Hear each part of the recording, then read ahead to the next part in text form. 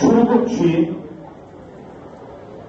গল্প কথায় ডক্টর শ্যামাপ্রসাদ মুখোপাধ্যায়ের উপর ভিত্তি করে লেখা গীতি আলেখ্য রচনা। আমি কানাই মহন্ত, সহযোগিতায় সুভাষিস কর, অংশগ্রহণে অভিজিৎ দাস, আত্রি ভূঁইয়া, মৃন্ময়ী বেরা, মৌলি ঘোড়া, লাবণ্য দাস, অনুরাধা ভূঁইয়া, সুমিত্রা ভূঁইয়া, সঞ্চিতা ধারা। শুরু হচ্ছে গীতি আলেখ্য। ভারতবর্ষ মহামানবের দেশ, যুগে যুগে ভারত মাতার কোল আলো করে আবির্ভূত হয়েছেন কত না মনীষী। ধর্ম, সাহিত্য, বিজ্ঞান, সমাজ সংস্কার ইত্যাদি ক্ষেত্রে রেখে গেছেন তাদের অবিস্মরণীয় অবদান।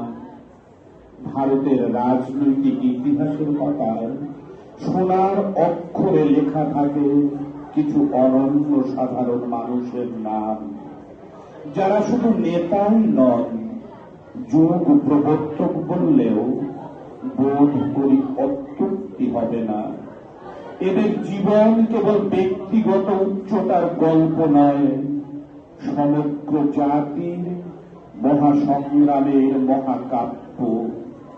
ভারত কেশরী ডক্টর শ্যামাপ্রসাদ মুখার্জি এমনই একজন বিরল ব্যক্তিত্ব, যার নাম উচ্চারণ করলে আজও বুকের ভেতর কোথাও একটা স্পন্দন অনুভূত হয়।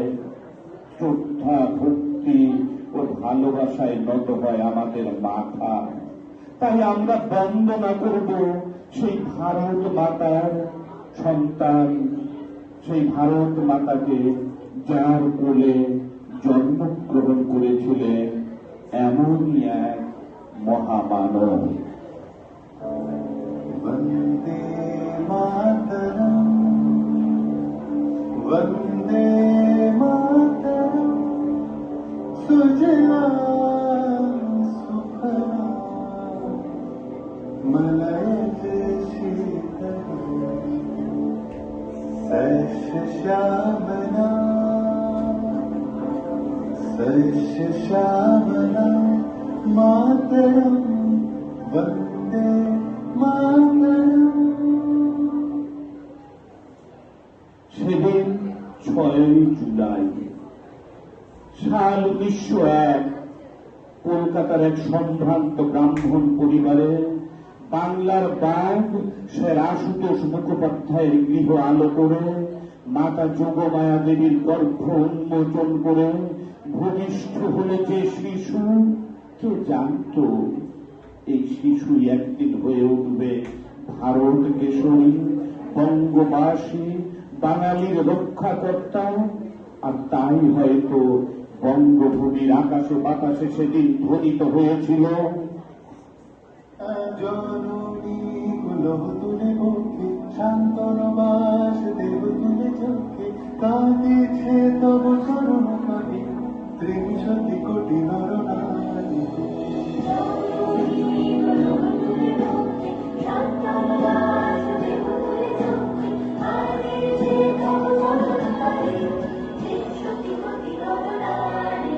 মুক্তির মন্দির শুকানো করে কত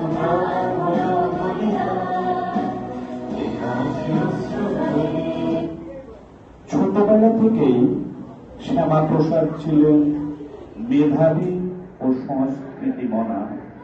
দেশ ও মাতার প্রতি ছিল তার গভীর অনুরাগ।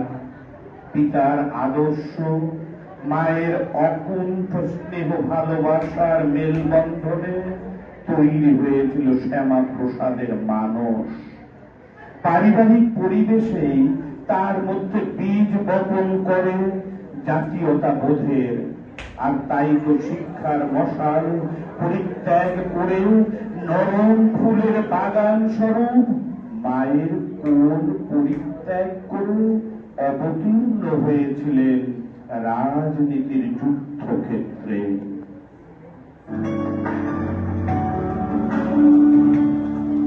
তুমি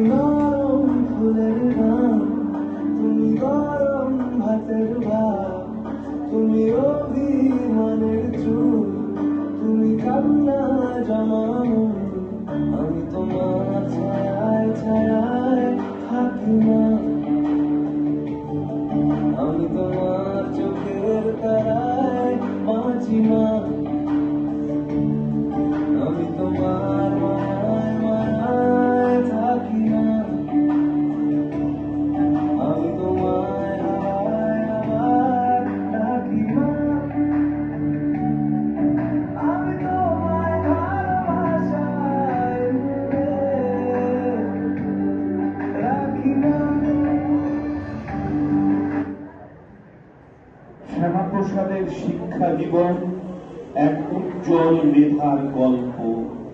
1921 সালে কলকাতা বিশ্ববিদ্যালয় থেকে ইংরেজি সাহিত্যে ডিগ্রি অর্জন করেন স্নাতকের, পান সর্বোচ্চ নম্বর। এরপর শুরু করেন আইন নিয়ে পড়াশোনা। বার এক ল পরীক্ষায় উত্তীর্ণ হন। মাত্র 23 বছর বয়সে কলকাতা বিশ্ববিদ্যালয়ের সেনেটের সদস্য নির্বাচিত হন। 1934 সালে মাত্র 33 বছর বয়সে সর্বকনিষ্ঠ উপাচার্য হিসেবে যোগ দেন কলকাতা বিশ্ববিদ্যালয়ে। শ্রাবণের ধারার মতো পড়ুক ঝরে, পড়ুক ঝরে, তোমারই সুরটি আমার মুখের পরে, মুখের পরে। শ্রাবণের ধারার মতো পড়ুক ঝরে,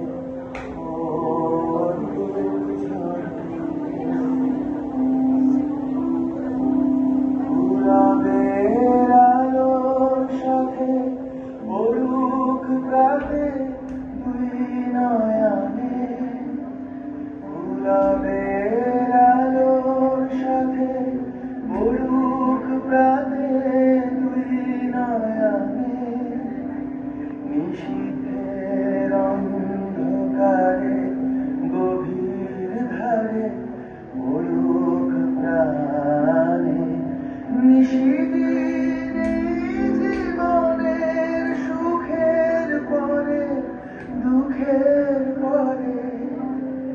শ্রাবণের ধারার মতো পড়ুক ঝরে, পড়ুক ঝরে।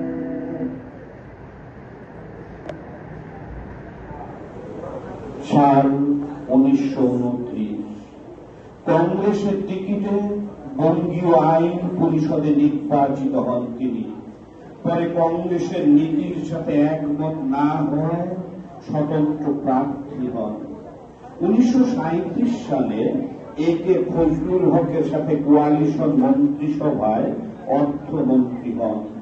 যোগ দেন হিন্দু মহাসভায়, নির্বাচিত হন সভাপতি হিসেবে। স্বাধীনতার পর নেহেরু মন্ত্রিসভায় যোগ দেন শিল্প ও সরবরাহ মন্ত্রী হিসেবে। ভাবতে অবাক লাগে, দুটি ভিন্ন আদর্শের দুই মহান নেতাকে এক ছাদের তলায় দেখে। কিন্তু 1950 সালে নেহেরু লিয়াকত চুক্তিকে কেন্দ্র করে চরমে ওঠে মতভেদ। গর্জে ওঠেন ডক্টর শ্যামাপ্রসাদ, জানান তীব্র প্রতিবাদ। পদত্যাগ করেন মন্ত্রিসভা থেকে। অদম্য, নির্ভীক, উন্নতশীল, নিরহংকার শ্যামাপ্রসাদ মাথা নোয়াননি কোন অন্যায়ের কাছে। বিদ্রোহী কবি কাজী নজরুলের ভাষায় এ যেন বল উন্নত মমসী, বল মহাবিশ্বের মহাকাশ ভারী চন্দ্র সূর্য গ্রহ তারা ছাড়ি গোলক দুলক গোলক ভেদিয়া খোলার আসন আরস ছেদিয়া উঠিয়াছে চির বিস্ময় আমি বিশ্ববিধাত্রী বলবি। মোরা ঝঞ্ঝার মতো উত্তম, মোরা ঝর্ণার মতো চঞ্চল, মোরা বিধাতার মতো নির্ভয়, মোরা প্রকৃতির মতো সচল। মোরা ঝঞ্ঝার মতো উত্তম, মোরা ঝর্ণার মতো চঞ্চল, মোরা বিধাতার মতো নির্ভয়, মোরা প্রকৃতির মতো সচল।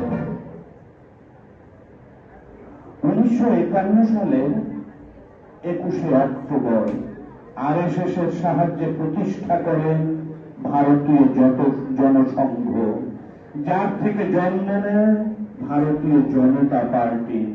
তার মূল কথা ছিল সাংস্কৃতিক জাতীয়তাবোধ, জাতীয় সংহতি আর আত্মনির্ভরতা। জম্মু কাশ্মীরের ৩৭০ ধারায় তিনি ছিলেন ঘোর বিরোধী। তার মূল স্লোগান ছিল এক দেশ মে দো বিধান, দো প্রধান আর দো নিশান নেই চলেগা। ভারতবর্ষকে জগৎ সভায় শ্রেষ্ঠ আসনে বসাতে চেয়েছিলেন তিনি, চেয়েছিলেন সকল দেশের সেরা হিসেবে দেখতে ও দেখাতে।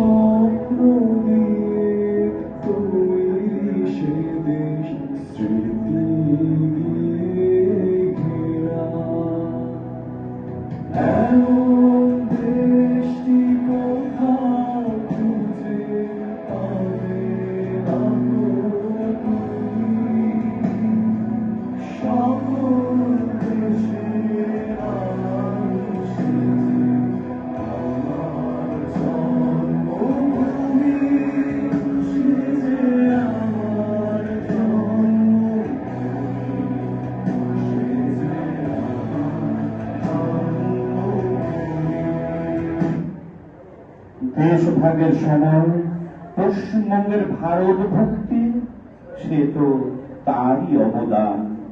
তিনি না থাকলে আমাদের দেশ হতো বাংলাদেশ। এক দেশে দুই প্রধান, দুই নিশান, দুই বিধানের বিরোধিতা করে কাশ্মীরে সত্যাগ্রহের ডাক দেন শ্যামাপ্রসাদ। বিনা অনুমতিতে ১৯৫৩ সালে ১১ই মে কাশ্মীরে প্রবেশ করায় গ্রেপ্তার বরণ করতে হয় তাকে। শ্রীনগরের নিষাদ নগরের এক কটেজে বন্দি করে রাখা হয় তাকে, আর এখানেই বন্দি দশায় মৃত্যু হয় তার। যদিও সেই মৃত্যুকে ঘিরে রয়েছে এক অজ্ঞাত রহস্য।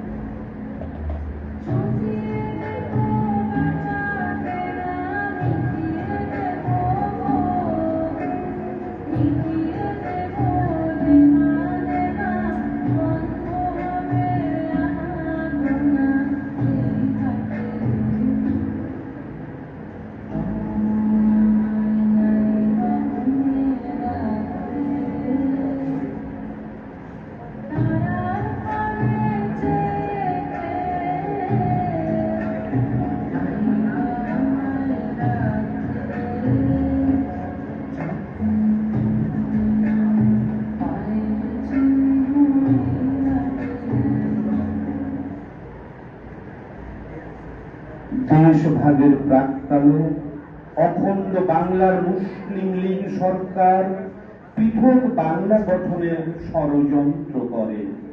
ডক্টর শ্যামাপ্রসাদের বলিষ্ঠ ও দূরদর্শী নেতৃত্ব রুখে দাঁড়ায় এর বিরুদ্ধে।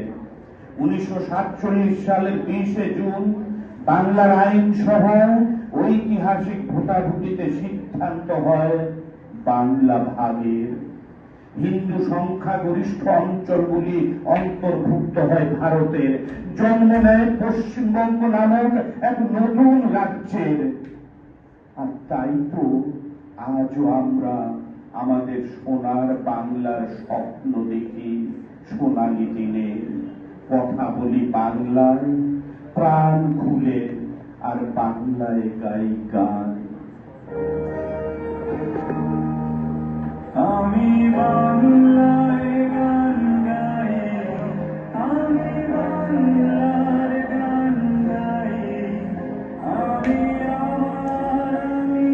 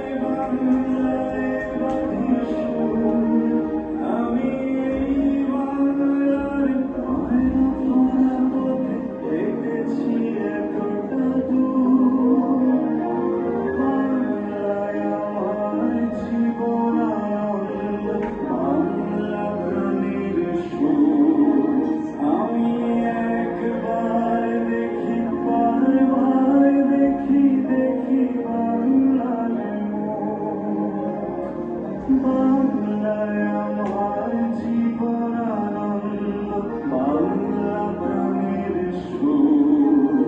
আমি একবার দেখি, বারবার দেখি, দেখি বাংলার মুখ। ধন্যবাদ সবাইকে। সকলের বিকলাঙ্গ এবং দক্ষ কারালগতি করা আজকের দিনের অনুষ্ঠান কিন্তু শেষ নয়, আজকের দিনে শেষ হলো। আবার 6 তারিখে তার জন্মদিনে অনুষ্ঠান রয়েছে, প্রভাত ফেরি, বিভিন্ন অনুষ্ঠান, তোমরা নোটিশ পেয়েছো, এর আগেও বলা হয়েছে। সোমবারে আমরা এসডিও অফিসের উদ্যোগে যে শ্যামাপ্রসাদ মুখার্জির জন্মদিন পালন হবে, মিউনিসিপ্যালিটির পাশে যে নজরুল মঞ্চ আছে সেই মঞ্চে আমরা আমাদের টিম নিয়ে